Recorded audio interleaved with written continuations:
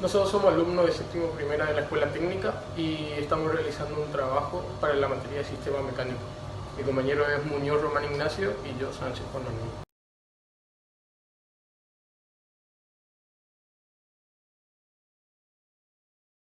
Empezamos con nuestro analítico. Tenemos dos casos: en reposo, cuando está trancado nuestro portón, y cuando está en funcionamiento. Vamos a empezar cuando está trancado. Tenemos dos apoyos, vamos a pararnos en uno. Ambos son simples, es decir, no generan reacciones horizontales. Y eso vamos a ver cuando empezamos a hacer las sumatorias. No hay fuerzas, no hay otra fuerza horizontal porque el motor está parado. Entonces, la sumatoria de fuerzas la sumatoria de fuerzas en X da 0. Entonces, las reacciones de cada apoyo, aunque se sumen o se resten, lo que sea, van a dar 0 porque no valen nada. No existen, no tenemos reacciones horizontales en este caso. La sumatoria de fuerzas en Y da 0. Entonces, las reacciones de cada apoyo verticales son positivas, suman, y el peso propio de todo el portón resta. Y se concentra justo en el medio, porque trazamos las diagonales y encontramos el punto de apoyo de esa carga distribuida. Y todo eso hace un equilibrio, queda en 0. ¿Cómo sacamos el peso propio? Para sacar el peso propio, nosotros dividimos el portón de manera imaginaria en dos pesos propios. Es decir, hay dos partes uniformes en nuestra estructura. Tenemos la primera parte, que viene siendo peso propio 1, que es la parte de las barras con la malla, que ocupa menos material por metro cuadrado con respecto al peso propio 2, que ocupa más material por metro cuadrado. Eso quiere decir que va a tener un Q menor que Q2. ¿Sí? Bueno, empezamos. Tenemos ahí peso propio 1 es igual a Q1 por área 1. Para sacar área 1 tenemos la altura, que es 1,85 metros, por la longitud del portón, que es 3 metros. Nos da 5,55. Ese 5,55 lo multiplicamos por 176,6 newton, que es el Q1. Eso nos va a dar 980 newton, que nos pesa la parte de las barras. La parte, de los barrotes, como se le quiera llamar. Y después tenemos la base, la parte de Q2, del peso propio 2, que ya pesa más, pero tiene menos superficie. Entonces hacemos el mismo procedimiento y nos da el mismo peso, porque está todo idealizado en este caso. Son todos pesos aproximados. Entonces, sumamos esos dos, nos da el peso propio total, que en este caso lo ponemos como peso propio nomás. Es negativo, va hacia abajo, entonces se lo coloca como negativo en la sumatoria, contrarresta a las reacciones positivas de los apoyos. Bueno, y vamos con sumatoria de momentos en A, que da 0. Entonces, el peso propio por la distancia que tiene del apoyo hasta la aplicación, que viene siendo la mitad del portón, viene en el medio del portón, es 1,2. ¿Por qué? Porque el apoyo A está a 0,3 metros del extremo izquierdo en este caso. Entonces se le resta a 1,5, que es la mitad del portón, se le resta 0,3 y da 1,2. Esa es la distancia. ¿Por qué está en positivo? Porque genera un momento positivo. A pesar de ir hacia abajo la fuerza, hace un giro horario, momento positivo.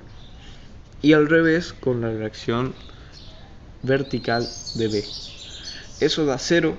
Entonces hacemos un despeje para sacar la reacción vertical de B.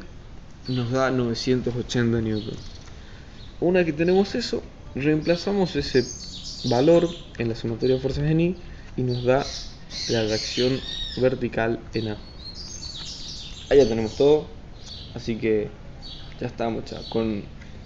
Ya comprobamos que cada apoyo, soporta la misma cantidad, es decir, el peso se distribuye de manera equitativa. ¿Por qué? Porque encima están a la misma distancia, es bien simétrica la estructura.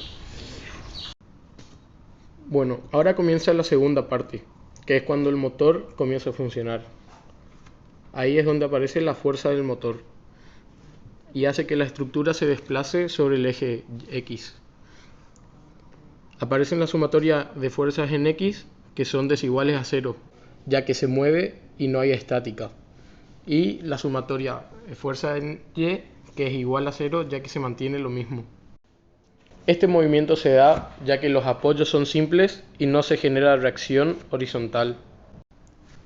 Depende de la altura de aplicación de la fuerza en el momento en A, cuando el movimiento está empezando, genera un momento positivo que se contrarresta con un aumento en la reacción en B. Con esto quiero decir que cuanto más sea la distancia de la fuerza X al apoyo, mayor sería el momento que genera esta fuerza, y sería que tiene un brazo de palanca más largo. Vuelvo a recalcar que este aumento en la reacción en B solo se genera en el inicio del movimiento, ya que luego de la inercia estas condiciones desaparecen y solamente aguanta el peso del portón. En conclusión, como la distancia es muy pequeña entre A y la fuerza, decimos que el momento es despreciable.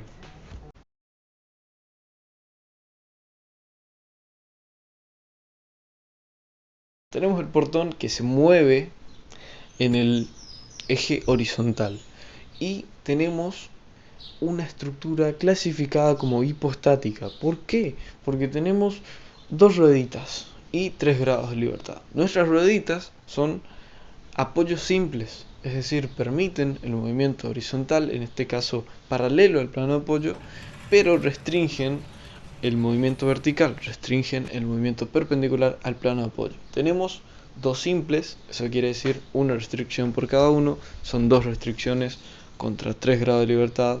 Entonces deducimos que al tener menos restricciones que grados de libertad, nuestra estructura es hipostática.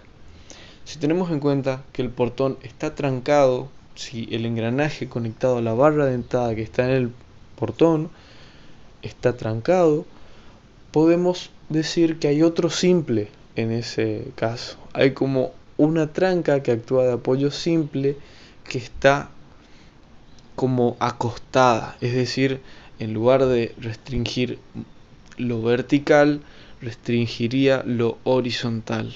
Y aparecería una nueva restricción y ahí sí tendríamos una clasificación isostática, porque hay una horizontal y dos verticales. En ese caso sería isostático nuestro portón, pero este portón está diseñado para que se mueva, ¿no?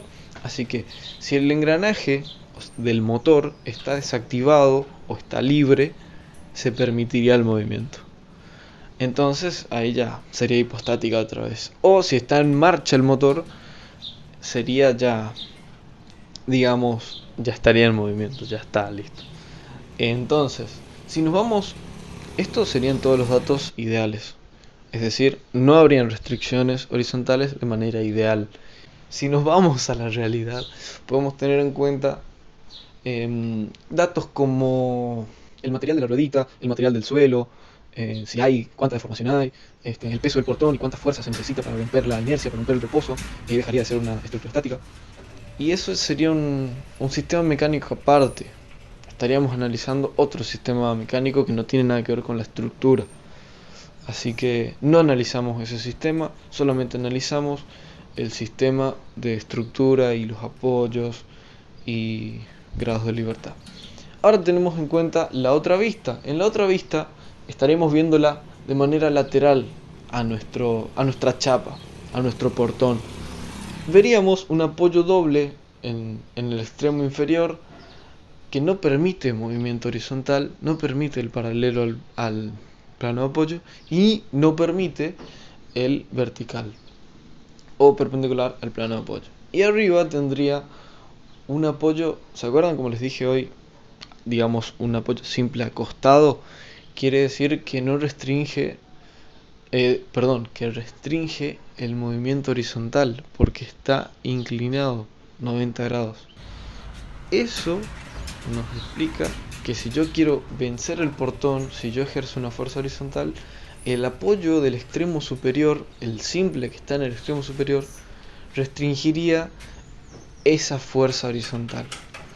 Entonces generaría el simple de arriba que está acostado generaría una restricción y el doble de abajo genera 2 restricciones. Y ahí tenemos en total 3 restricciones contra 3 grados de libertad isostática. Y no es isostática aparente porque si yo ejerzo una fuerza, quiero romper el portón, si yo le choco con el auto, pero eso ya es otra cosa aparte. Ya necesita mucha fuerza para romperlo.